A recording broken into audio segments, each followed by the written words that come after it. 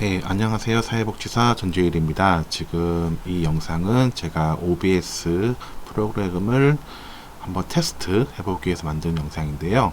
제가 지난 3월에 제 서울시 사회복지사 협회에 썼던 칼럼을 조금 소개하는 형태로 조금 영상을 테스트로 만들어 봤습니다.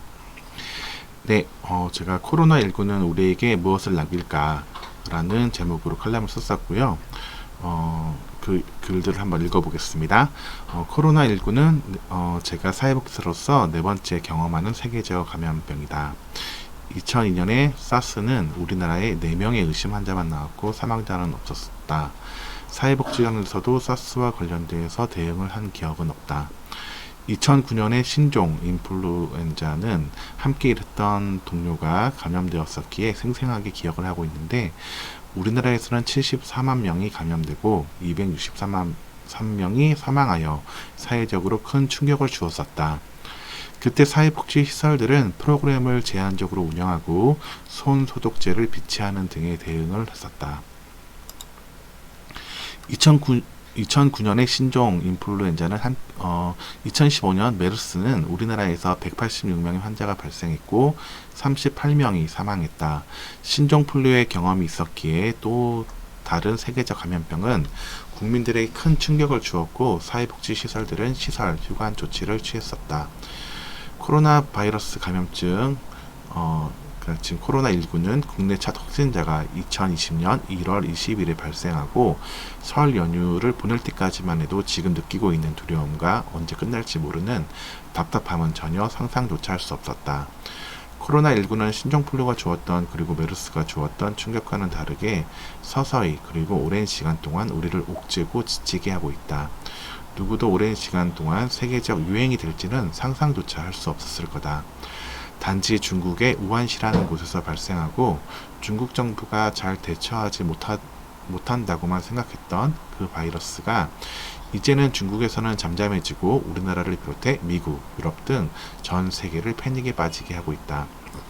코로나19는 그 어떤 유행병보다 사회복지 시설에 크게 영향을 주고 있다. 2월 초부터 제가 일하고 있는 복지관은 집단이 모여서 하는 모든 프로그램을 중단하고 일부 개별 프로그램만 운영했고 2월 중순에는 모든 프로그램을 중단했다. 그리고 코로나19로 인한 위기가 심각 단계로 상향되면서 2주간 휴관 연장 공고는 어느덧 두세 번 반복되면서 최근에는 4월 초 개관을 권고하고 있다. 그리고 이마저도 연장되지 않을까라는 생각을 하게 된다. 네, 지금으로서는 이제 5월 6일 재개관을 하지 않을까 이렇게 생각하고 있습니다. 사회복지관을 이용하시는 분들에게 사회복지관은 개개인의 의미가 있다. 우리 복지관의 동방사기대학에 다니시는 어떤 어르신에게 복지관은 삶의 휴식처이자 활력이 되는 곳이다. 무료급식을 이용하시는 어르신에게 복지관은 하루에 한 끼의 식사를 보장해 줄 뿐만 아니라 사회적 관계를 이어가는 곳이다.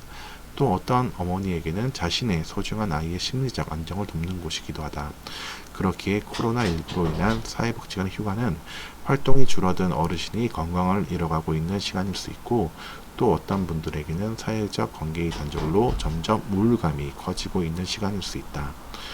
코로나19로 인한 경험은 커뮤니티 케어를 위한 소중한 경험이지 않을까라는 그런 생각들을 해보는데 사회복지관은 사례관리 기능, 서비스 제공 기능, 지역 조직화 기능이라는 3대 기능의 사업을 수행하는 데 기능별로 사례관리팀, 서비스팀, 조직팀 등으로 구성되어 고유의 사업들이 수행된다.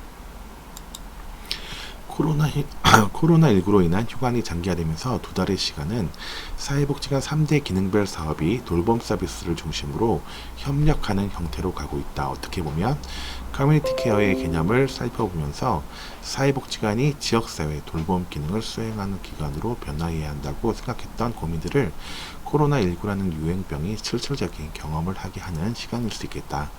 물론 감염병에 의한 환경위기에 직접 찾아가거나 더욱 적극적인 역할을 수행하는 데 제한점이 있지만 내가 일하는 신림종합사회복지관 뿐만이 아니라 인근의 복지관들 또 페이스북에서 다른 사회복지관들이 경험하는 모습을 바라볼 때 지역사회 돌봄 기능이 유지될 수 있도록 방법들을 찾아가고 실천하는 모습은 커뮤니티 케어 실현에 대한 가능성을 보여주고 있지 않나 감히 생각해 본다. 복지관이 제한적으로 운영되면서 무료급식은 대체식으로 전환되었고, 대체식을 제공하면서 받으시는 어르신들의 상황을 사회복지사들은 고민하게 된다. 앞에서도 기술했지만 어르신들의 사회적 관계가 줄어든 상황과 역량의 불균형, 활동이 적어진 상황들의 정서적인 지지를 통한 심리적 안정과 집에서도 할 수 있는 활동을 제공하면서 조금이나마 상황을 개선하기 위한 노력을 하고 있다. 또 이웃들, 자원봉사자들과 마스크나 손소독제를 만들어서 드리는 등 지역의 자원들을 활용한다. 소소한 것이라 하더라도 돌봄이 유지되기 위해 사례 관리와 조직화와 서비스 제공 기능이 통합된 현장 완결형으로의 기능을 경험하고 있다. 사회적 위기 속에서 사회복사 역할을 모색할 필요가 있는데요. 코로나19란 상황이 오지 않았으면 좋았겠지만 지금 이 시간이 우리를 당사자에 대한 최선을 고민하게 해주는 시간이고, 사회복지사들의 사명을 다시금 되새기게 하는 시간이라는 점을 상기하고 싶다. 사회복지의 전문성은 강점, 관점, 또 탄력성이 있다. 위기에 처했을 때 처음에는 약한 내 자신을 발견하게 된다. 그러나 그것도 잠시 그 위기를 극복하게 해주는 나의 자원들이 있다. 그리고 위기를 잘 극복하고 위기를 통해 성장하게 된다. 코로나19를 경험하면서 세계 여러 나라에서 우리나라의 의료 시스템을 칭찬하고 있다. 코로나19 발생 당시 잠시 어려움도 있었지만 신종플루와 메르스를 겪으면서 만들어낸 의료 시스템이 제대로 작동하기 시작하면서 세계가 부러워하고 배워야 하는 선진적인 모습을 보여주고 있다. 사회복지관도 또 사회복지사들도 함께 사회적 위기를 겪고 있다. 제도의 틀 속에서 미시적인 실천이라 할지라도 사회복지사들도 경험을 통해 지금 무엇을 어떻게 하는지에 대해서 대안을 모색하고 사회에 대한 책임을 다하기 위해 최선을 다하고 있다. 우리도 처음에는 혼란스럽고 두려움을 느꼈지만 현재의 문제 속에서 강점들을 찾아내고 지금까지의 우리의 경험과 노하우로 당당하게 사회적 위기에 맞서고 있다. 코로나19는 끝나지 않았고 세계적 대유행은 시작되었다. 우리나라의 경우 감사하고 있지만 언제 끝날지 모른다. 코로나19가 우리 삶의 모습을 변화시켰지만 사회복지사들의 마음을 더 단단하게 만들고 있다고 생각한다. 최근 직장 동료의 확진으로 인해 3월 초에 그렇습니다. 복지관 전 직원이 의심 대상이 되어 10여일간 자가격리가 되었었다. 처음 겪는 일이고 두려운 상황이었지만 10여일의 시간은 그동안 쌓아왔던 복지관의 경험과 직원들의 경험이 집약적으로 표출되어지는 시간이었다. 누구 하나 흐트러지지 않고 주어진 상황을 담담하게 받아들였다. 복지관 전면 휴관으로 중단될 위험이 있는 돌봄 서비스가 지속적으로 유지될 수 있도록 사전에 구청과 또 인근 복지관과의 협력 체계를 갖추었고, 구청, 동주민센터, 인근 복지관을 비롯한 관내의 모든 복지관들이 적극적으로 협력해 주었다. 또한 어르신들을 비롯해 복지관과 관련된 모든 이해관계자들과 신속하고 정확한 소통이 이루어졌다. 그리고 어쩌면 불안할 수 있었던 어르신들도 복지관 주변의 이웃들도 하나가 되어 우리를 응원해 주셨다. 나는 이것이 사회복지관과 사회복지사들의 강점이고 탄력성이 아닐까 생각한다. 신종플루나 메르스가 준 교훈이 있듯이 코로나19가 주는 교훈이 있을 것이다.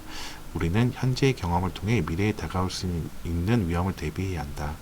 우리 자신을 위해, 그리고 우리가 만나는 당사자들을 위해, 또 우리가 활동하는 지역사회를 위해 사회복지사로서 할 수 있는 최선의 방법들을 찾고 실천해야 한다.